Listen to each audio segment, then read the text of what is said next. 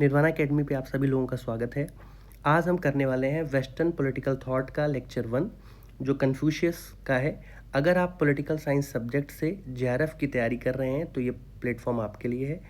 UGC net दिसंबर 2026 के लिए nirvana academy complete political science का कोर्स आपके लिए लेके आया है, जिसकी कॉस्ट ओनली 1499 है। इसमें आपको लेक्चर मिलेगा, आपको यहाँ पे नोट्स मिलेगा, आपको लास्ट मिनट रिवीजन नोट्स भी मिलेगा। ठीक है, अलॉन्ग विद दैट आप देखोगे आपको एमसीक्यू मिलेंगे हर सब्जेक्ट के टॉपिक वाइज, और फिर आपको प्रैक्टिस पेपर भी मिलेगा डेली के बेसिस पे, और आप फिर टेस्ट सीरीज भी अवेलेबल कर पाएंगे। इतनी सारी चीज़ें आपको 1499 में मिल रही हैं, and that is very important in this journey कि आप हर चैप्टर के बाद आप एमसीक्यू लगाएं, आप फिर प्रैक्टिस करें क्वेश्चंस की, और वीक में टेस्ट दें। सब कुछ आपको निर्वाणा एकेडमी के टेलीग्राम चैनल पर मिलेगा। ये वेस्टर्न पॉलिटिकल थॉट का पहला लेक्चर है, जिससे कि आप समझ पाएँ कि हमारी पढ़ाने की टेक्निक क्या है, और बाकी भी चीज़ें आपको क्लियर हों। ठीक है, so without wasting time we will start Confucius. Western political thought में हर थिंकर इंपॉर्टेंट है। अगर आप जेआरएफ टारगेट कर रहे हैं तो आपको हर थिंकर को अच्छे से टाइम दे के जाना है, बिकॉज किस थिंकर से कब इजी क्वेश्चन आ जाए या डुएबल क्वेश्चन आ जाए जो आप ना कर पाए और बाकी कोई एस्पेरेंट कर ले, आपको वो गलती नहीं करनी है। ठीक है, सो कन्फ्यूशियस की बेसिक फिलॉसफी है जो पूरे लेक्चर में होगा। वो अगर मैं आपको समरी में बताना चाहूँ तो पॉलिटिकल साइंस में कन्फ्यूशियस का ये मानना है कि अगर कोई गुड इंडिविजुअल है, उसी से गुड फैमिली का निर्माण होगा। अगर सभी इंडिविजुअल्स गुड बिहेव करेंगे या अच्छे होंगे तो उससे गुड फैमिली बनेगी, और अगर सोसाइटी में फैमिलीज गुड है, सारी फैमिलीज अच्छी हैं, तो सोसाइटी भी अच्छी होगी। अगर सोसाइटी अच्छी है तो गवर्नमेंट अच्छी होगी, और अगर गवर्नमेंट अच्छी है तभी कोई स्टेट पीसफुल हो पाएगा। Now we will see this theory in detail कि, और साथ में मैं आपको ये भी बताता हुआ चलूँगा कि कन्फ्यूशियस से सवाल कहाँ से बनता है। सबसे पहले आपको पता होना चाहिए कि कन्फ्यूशियस का टाइम पीरियड क्या है। तो ये बीसीई का टाइम पीरियड है, एडी का नहीं है। तो अगर आप देखेंगे तो 551 से लेकर 479 तक जो है कन्फ्यूशियस है। कन्फ्यूशियस के बहुत सारे नाम थे, कोंग्स फूजी, ठीक है, मास्टर कोंग, कोंग्स फू तुजू, जो भी नाम है इनका, ये आप देख सकते हैं। और दूसरा जो इम्पोर्टेंट जो सवाल बनता है कन्फ्यूशियस से, एक तो है कि जो कन्फ्यूशियस की अपनी थ्योरी है उसको कन्फ्यूसिज्म कहते हैं, जैसे कि गांधी की थ्योरी को गांधीज्म कहते हैं, मार्क्स की मार्क्सिज्म कहते हैं। ऐसे ही चाइना में कन्फ्यूशियस की थ्योरी को कन्फ्यूसिज्म कहते हैं। और ये जिस डायनेस्टी में थे वो भी डायनेस्टी का नाम बहुत इंपॉर्टेंट है। इनकी डायनेस्टी थी जोउ डायनेस्टी। ठीक है, नाउ वी विल सी कि कन्फ्यूशियस का पॉलिटिकल थॉट बेसिकली क्या था। इनका कहना था 6 सेंट्रल आइडिया पे इनका थॉट जो है वेस्ट है। ठीक है, पॉलिटिक्स जो है वो मॉरल कैरेक्टर पे होना चाहिए, फियर पे नहीं। कि आप पॉलिटिक्स में अगर आगे बढ़ना चाहते हैं, अगर आप पॉलिटिकल सिस्टम इस्टेब्लिश करना चाहते हैं, तो मॉरलिटी पे हो, फियर पे नहीं होना चाहिए। जो रूलर है वो गवर्न करे वर्च्यू पे अपने, ना कि पनिशमेंट पे। रूलर से लोग डरें या रूलर को लोग फॉलो करें इसलिए कि वो अपने वर्च्यू की वजह से जाना जा रहा है। रूलर अपने वर्च्यू की वजह से जाना जाए, ना कि अपने पनिशमेंट की वजह से जाना जाए। Government should exist for the welfare of the people, कि गवर्नमेंट है ही इसीलिए कि वो लोगों का वेलफेयर का काम करे। There is a government just because people can live happy and their basic requirement can be fulfill. ये गवर्नमेंट का बेसिक काम है।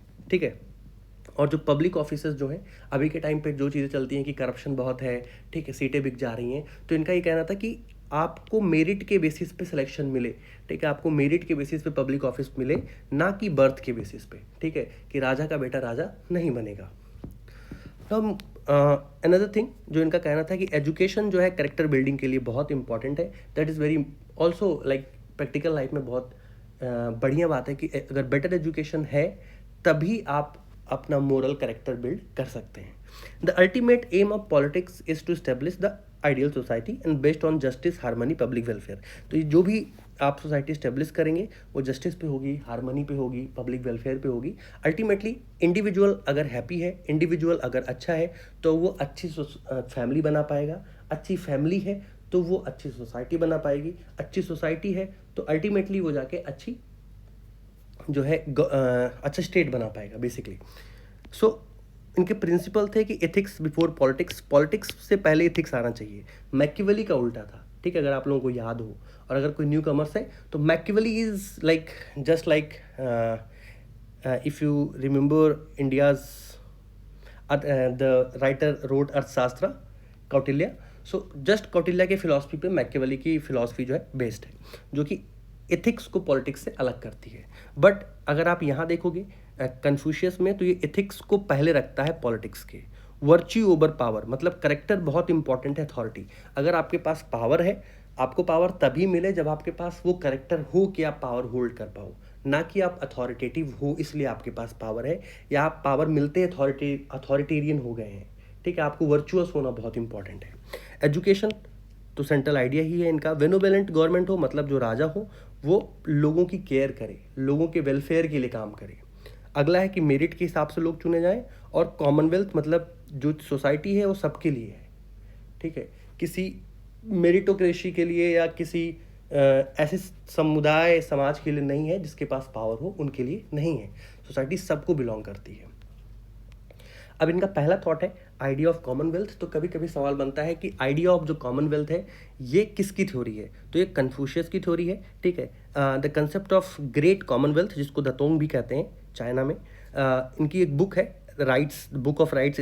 इसमें बेसिकली बात बताई गई है, और इसमें बेसिकली ये है कि welfare of every individual become the responsibility of society as a whole, कि सोसाइटी में जो कुछ भी है वो सबके लिए है, और अगर इंडिविजुअल हैप्पी है तो ये सोसाइटी की वजह से है, और अगर नहीं है तो उसकी भी जिम्मेदार सोसाइटी है। तो सोसाइटी का दायित्व तो है कि हर कोई ग्रो करे, हर कोई जो है everybody should be happy and everybody should like सबका वेलफेयर हो। ठीक है, सब अपने अपने तरीके से ग्रोथ कर सकें। वर्ड जो है does not belong to king और पर्टिकुलर फैमिली, ये सबको ही बिलोंग करता है। ठीक है, public resources should be used for public welfare and ruler should govern for the happiness of the people rather than personal gain. तो रूलर जो है लोगों के हैप्पीनेस के लिए काम करे, पर्सनल गेन के लिए काम नहीं करे। जो कि इंडिया में भी आर्टिकल आप देखेंगे 39B एंड C कि आप किसी भी पब्लिक गुड्स को होल्ड नहीं कर सकते, और उनका इक्वल डिस्ट्रीब्यूशन इंपॉर्टेंट है। वही बात जो है आइडिया ऑफ कॉमनवेल्थ में कन्फ्यूशियस जी कह रहे हैं। इन्होंने बोला कि सोसाइटी के 3 स्टेजेस हैं। कभी कभी हर स्टेज के आगे उनको मैच करने को भी आता है कि किस स्टेज का मतलब क्या है। पहला है टर्बुलेंट स्टेज। टर्बुलेंट स्टेज कहता है कि आपने देखा होगा कि फ्लाइट में बहुत टर्बुलेंट था, बहुत टर्बुलेंस है। ठीक है, मतलब कि सब कुछ अच्छा नहीं चल रहा है। इसका मतलब है कि पॉलिटिकल डिसऑर्डर है, करप्शन है, वायलेंस है, मोरल डिक्लाइन हो रहा है, तो वो सोसाइटी टर्बुलेंट स्टेज में है।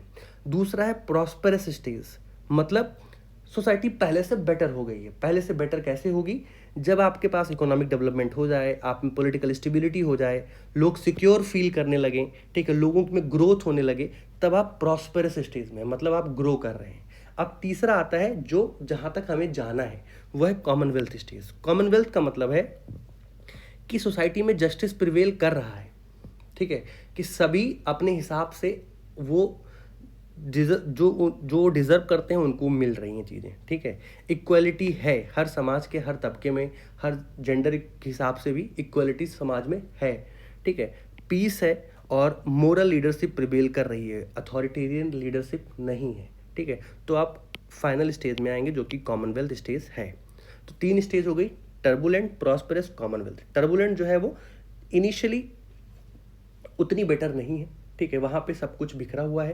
प्रॉस्पेरस में चीज़ें सेटल होने लगती हैं, और कॉमनवेल्थ में जाके चीज़ें सेटल हो जाती हैं। ठीक है, तो आप अल्फ़ाबेटिकली अगर जाएंगे, सबसे पहले टी, मतलब अल्फ़ाबेटिकली अगर आप पीछे से जाएंगे तो सबसे पहले टी आएगा, उल्टा अगर आप जाएंगे फिर पी आएगा और फिर सी आएगा।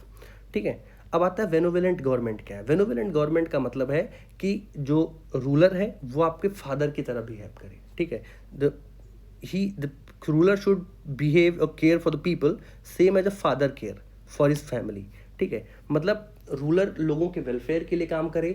रूलर से लोग जो है जो भी शासन है उससे लोग खुश हों, उससे लोग परेशान ना हो। जो रूलर हो वो लोगों को दबाए नहीं। ठीक है, कैसे हो सकता है कि टैक्सेशन कम हो, मिनिमम पनिशमेंट हो, लोगों को नौकरी करने का मौका मिले, एम्प्लॉयमेंट अच्छी हो। ठीक है, एग्रीकल्चर प्रॉस्पेरस करे सोसाइटी में, एजुकेशन हो, एजुकेशन लोगों के एजुकेशन के बारे में ध्यान दिया जाए, जैसे कि इंडिया में आर्टिकल 21 है। ठीक है, या 21A में आएगा। ठीक है, या फिर अगर आप देखोगे तो फंडामेंटल हमारे राइट्स में तो है ही है, फंडामेंटल ड्यूटीज़ में भी है। Along with that you will find out it in DPSP। तो एजुकेशन सबकी बेसिक प्रायोरिटी होनी चाहिए।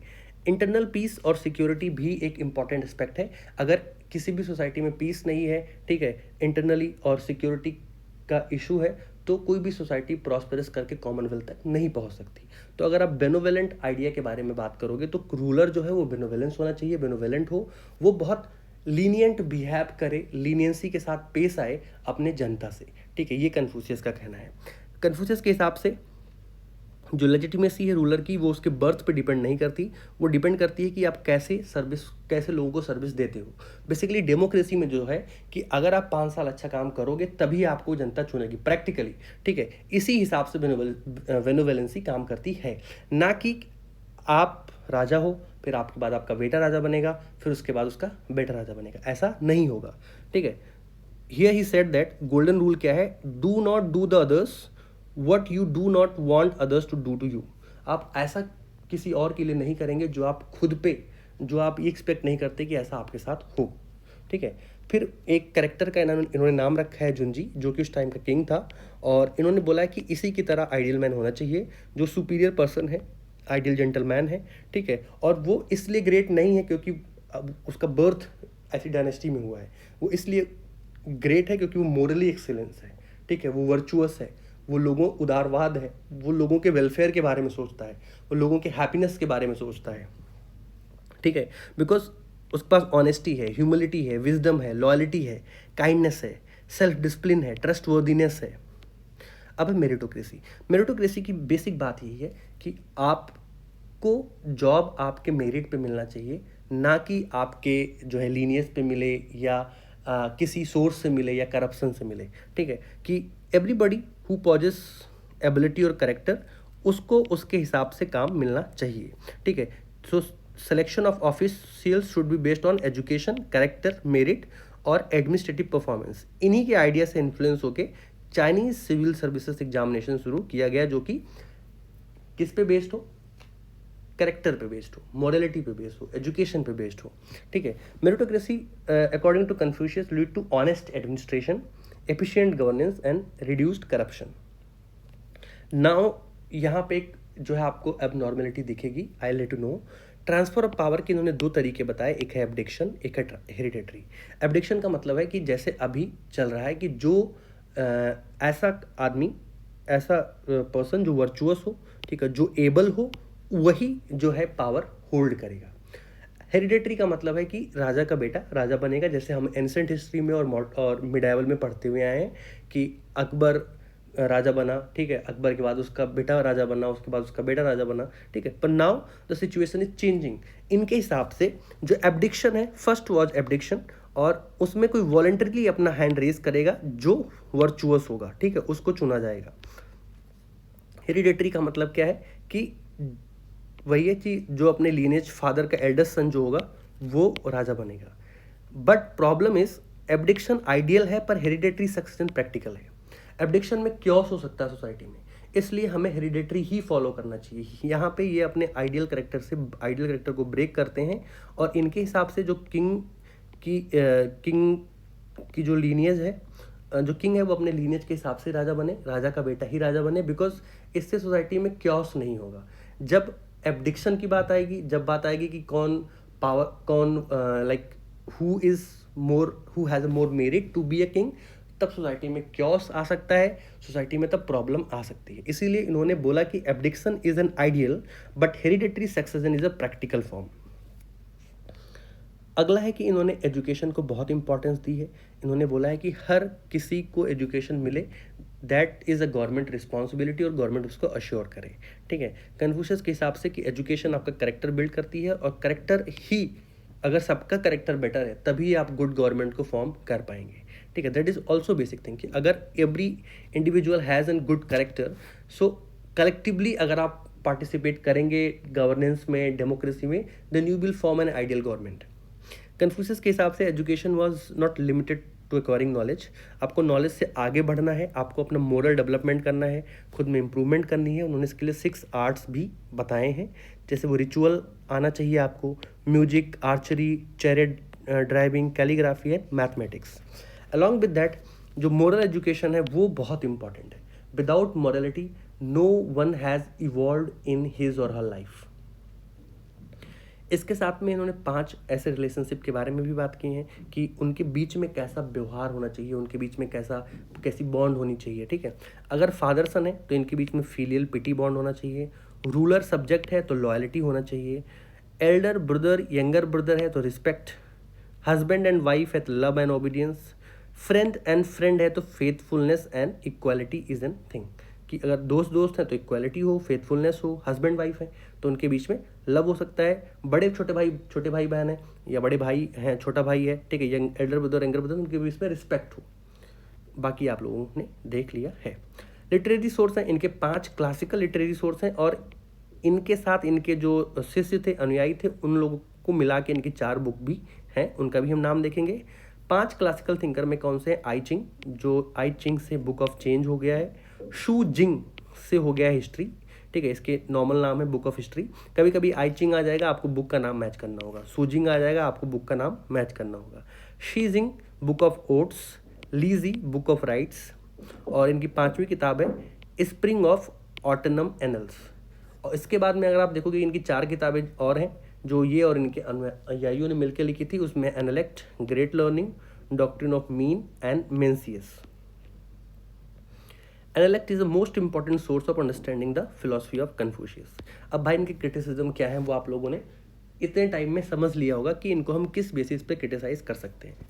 कन्फ्यूशियस ने बहुत एक्सेसिव इंपॉर्टेंस दी है हायरार्की एंड ओबीडियंस को, ठीक है। इनकी फिलॉसफी के हिसाब से पैट्रियार्कल फैमिली स्ट्रक्चर होना चाहिए, जहाँ पे एल्डर ब्रदर के बारे में बात हुई है, ठीक है, यंगर ब्रदर के बारे में बात हुई है, ठीक है। राजा जो है वो पैट्रियार्कल सोसाइटी से बने, ना कि मैट्रिलिनियल सोसाइटी से। ये इनकी एक प्रॉब्लम है। Individual freedom received limited attention. इन्होंने हमेशा सोसाइटी के बारे में बात की है, ठीक है, इंडिविजुअलिटी के बारे में बात नहीं की है। Acceptance of hereditary monarchy appears inconsistency with the support of merit. एक तरफ ये मेरिट को सपोर्ट करते हैं, लेकिन दूसरी तरफ ये कह रहे हैं कि जो हेरिडेटरी है उसके हिसाब से किंग बनना चाहिए, बिकॉज वो प्रैक्टिकल है। तो अपने आप ये इनका जो अपना आइडिया है उसी में बायस्ड दिख रहे हैं, इस हिसाब से इनका क्रिटिसिज्म हो सकता है। His ideals are often criticize for being conservative and traditional oriented. तो जो पॉलिटिकल थिंकर है वो अपने टाइम के हिसाब से ही अपना थॉट को रिप्रेजेंट करता है। दो इन अपने थॉट प्रोसेस से तो ये बहुत आगे के नज़र आते हैं, ठीक है, बहुत मॉडर्न नज़र आते हैं, बट एक्चुअल में जो इन्होंने हेरिडेटरी प्रिंसिपल्स के बारे में बताया है कि पावर कैसे ट्रांसफ़र होनी चाहिए, उस हिसाब से लगता है कि ये कंजर्वेटिव थॉट में विश्वास रखते हैं। अब इनके कॉन्ट्रीब्यूशंस क्या हैं? इन्होंने फाउंडर ऑफ कन्फ्यूसिज्म और चाइनीज़ पॉलिटिकल फिलॉसफी के फाउंडर हैं, ठीक है। इन्होंने मोरल पॉलिटिक्स की शुरुआत की है। इनको एम्फेसाइज किया जाता है रूल ऑफ वर्च्यू। इन्होंने एम्फेसाइज किया है रूल ऑफ वर्च्यू ज़्यादा इंपॉर्टेंट है लॉ के कंपैरिजन में। वेलफेयर ओरिएंटेड गवर्नमेंट के बारे में बात करते हैं कि गवर्नमेंट जो है वेलफेयर सोचे लोगों का। मेरिट बेस्ड एडमिनिस्ट्रेशन हो, ठीक है, एजुकेशन पे बात हो। जुंजी जो है वो इनका आइडियल रूलर है। और इन्होंने सोशल हार्मनी के लिए 5 रिलेशनशिप बताए हैं जो हमने देखे हैं कि फादर और बेटे के बीच में क्या हो, बड़े भाई छोटे भाई के बीच में क्या हो, दोस्त दोस्त के बीच में क्या हो, हस्बैंड और वाइफ के बीच में क्या हो, ठीक है। ऐसे उन्होंने 5 रिलेशनशिप्स के बारे में बताया कि उनके बीच में कैसा व्यवहार होना चाहिए। अभी आपके पास सवाल है, 1 बाय 1 हम सारे सवाल करेंगे, और अब आपका असली टेस्ट है कि आप कन्फ्यूशियस के बारे में कितना जान पाए हैं। ऐसे ही सवाल जो है वो नेट के एग्जाम्स में भी बनते हैं। Confucius was contemporary of which among the following dynasty. आपने देखा था जोऊ डायनेस्टी, इसके ही कंटेम्प्रेरी ये थे। Which among the following are the prominent thinker of the Confucian tradition. तो कन्फ्यूशियस खुद हैं, ठीक है, कन्फ्यूशियस हैं। 2 स्टेटमेंट दी हुई है, अब आपको बताना है, आपको अपना एनालिटिकल अंडरस्टैंडिंग भी ऐसे ही डेवलप करना है। Confucius content that all under the heaven should be common to everyone. तो इनकी कॉमनवेल्थ थ्योरी है। Kings are not owner of the country, they are selected by the divine will and trusted by the people to govern commonwealth. ये भी बात सही है, ठीक है। ये 2 इन्होंने बाद में बोला कि हेरिडेटरी होना चाहिए, पर इनिशियली तो यही कहना चाह रहे थे ना कि जिसके पास जो कैपेबल हो, ठीक है, जिसके पास मेरिट हो वही राजा बने। तो इसमें ही बात कही गई है, और ये एक्सप्लेन भी करता है ए वाले पार्ट को, तो इसमें पहला स्टेटमेंट सही हो जाएगा। अगला है country would be well govern when all parties perform their respective role in relationships. ये बात किसने कही? जब यहाँ पे रिलेशनशिप के बारे में बात आएगी तो ये बोला है किसने? कन्फ्यूशियस ने बोला है कि कंट्री तभी अच्छा बिहेव करेगी जब सभी लोग जो हैं वो अपने रिस्पेक्टिव रोल इन रिलेशनशिप्स के हिसाब से काम करें, कि फादर बेटे में लव का रिलेशन, फादर बेटे में पिटी का रिलेशन हो, ठीक है, हस्बैंड वाइफ में लव का हो, जनता में और जो रूलर है उसके बीच में लॉयल्टी का रिलेशनशिप हो, तभी सोसाइटी जो प्रॉस्पेरस कर सकती है। According to Confucius, which among the following is not a building block of the harmonious society? इन्होंने राइटिनेस के बारे में बात किया, बेनोबेलेंस के बारे में बात किया, ट्रस्ट वर्थीनेस के बारे में बात किया, बट कॉन्फिडेंस के बारे में इन्होंने बात नहीं किया है। तो बी जो है वो गलत है, इसकी वजह से बी ऑप्शन सही हो जाएगा। यहाँ आपके लिए जो है आंसर्स भी बाद में दिए गए हैं। अलॉन्ग विद दैट आपको क्विक रिवीजन करने के लिए नोट्स दिया गया है, और इसके साथ में आपको लास्ट मिनट रिवीजन नोट्स भी हमारे टेलीग्राम चैनल पे मिलेगा, ठीक है, जो आप जाके ज्वाइन कर सकते हैं। वहाँ पे आपको इसकी PDF भी अवेलेबल कराई जाएगी, जो कि टेलीग्राम पे है। All things will be available. Telegram का लिंक जो है आपके डिस्क्रिप्शन बॉक्स में दिया हुआ है, फटाफट जाएं टेलीग्राम पे, टेलीग्राम ज्वाइन करें। Thank you for watching. Please like, subscribe, share.